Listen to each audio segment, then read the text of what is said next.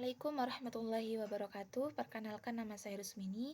Saya dari Fakultas Ekonomi dan Bisnis Islam, Institut Agama Islam Syarifuddin, Prodi Ekonomi Syariah kelas 2A.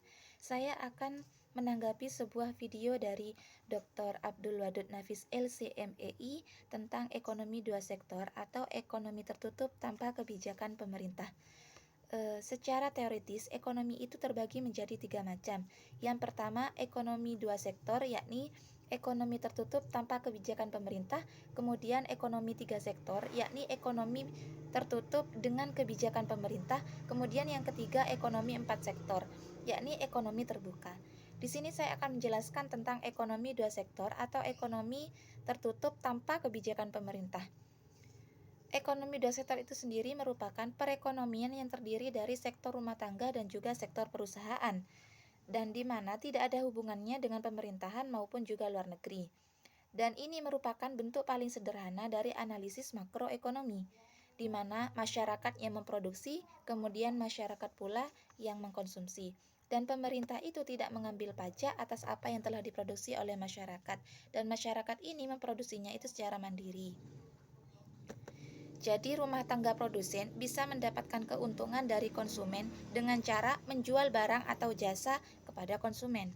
Nah, sedangkan rumah tangga konsumen bisa mendapatkan keuntungan dari produsen dengan cara menjual tanah atau menyewakan tanah, serta dengan bekerja di perusahaan produsen ataupun dia membeli saham atau modal kalau pengeluaran dari konsumen dengan membeli barang-barang kebutuhan produsen.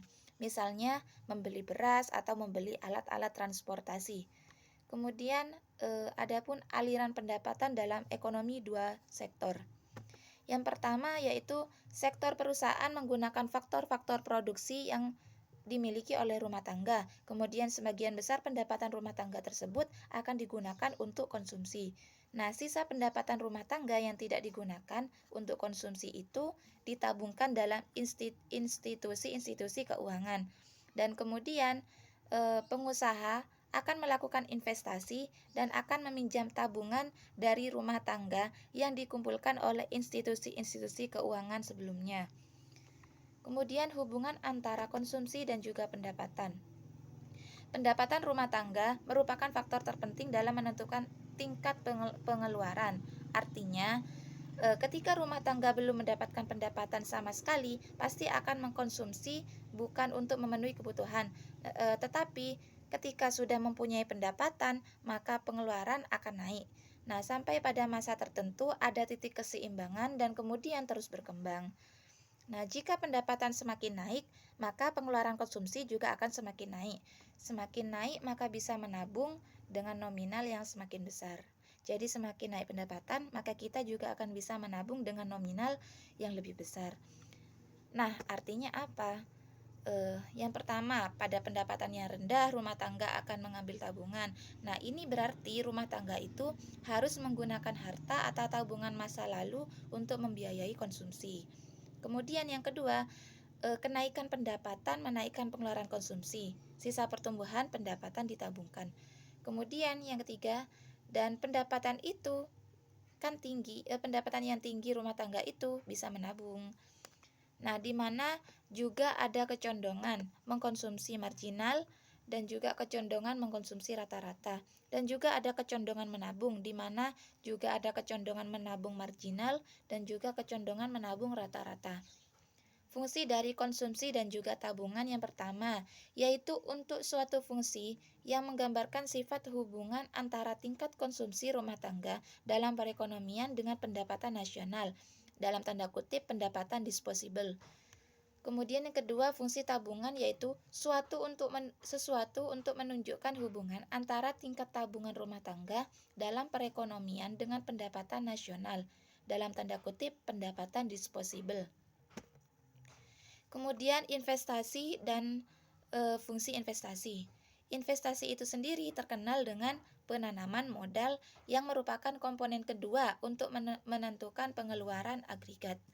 Dan investasi adalah pengeluaran atau pembelanjaan penanaman modal atau perusahaan untuk membeli barang-barang modal dan juga perlengkapan-perlengkapan produksi, untuk menambah kemampuan memproduksi barang dan jasa yang tersedia dalam suatu perekonomian. Nah, investasi meliputi pengeluaran untuk yang pertama, pengeluaran untuk pembelian barang dan juga modal, kemudian yang kedua, penggantian barang-barang modal yang didepresiasikan. Kemudian yang ketiga, untuk membangun kantor, pabrik dan juga lain sebagainya. Kemudian yang keempat, pertumbuhan nilai stok barang yang belum terjual. Adapun faktor dari penentu investasi ini sendiri. Yang pertama yaitu tingkat keuntungan yang diramalkan akan diperoleh. Kemudian yang kedua yaitu suku bunga. Dan ketiga, ramalan keadaan ekonomi di masa depan. Kemudian faktor penentu yang keempat yaitu kemajuan teknologi. Yang kelima, tingkat pendapatan nasional dan juga perubahan. Kemudian yang terakhir yaitu keuntungan yang diperoleh oleh perusahaan. Adapun fungsi investasi itu sendiri, yaitu ada dua, fungsi investasi otonom dan juga fungsi investasi terpengaruh, di mana fungsi investasi otonom ini artinya yaitu investasi yang besarnya itu tetap atau jenis investasi yang tidak terpengaruh dengan besarnya pendapatan. Kemudian yang kedua, investasi terpengaruh. Apa sih investasi terpengaruh itu? Yaitu investasi yang besarnya terpengaruh oleh besarnya pendapatan nasional. Jadi investasi otonom dan investasi terpengaruh ini yaitu investasi yang saling berkebalikan, di mana otonom ini itu tidak terpengaruh dengan besarnya pendapatan. Sedangkan investasi terpengaruh yaitu investasi yang besarnya terpengaruh oleh besarnya pendapatan nasional. Kemudian keseimbangan perekonomian negara. Dalam perekonomian dua sektor, keseimbangan perekonomian negara akan tercapai apabila mencapai dua hal. Yang pertama, ketika pendapatan nasional sama dengan konsumsi dan investasi, kemudian investasi itu sama dengan tabungan. Sekian tanggapan dari saya. Apabila ada kesalahan, mohon maaf sebesar-besarnya.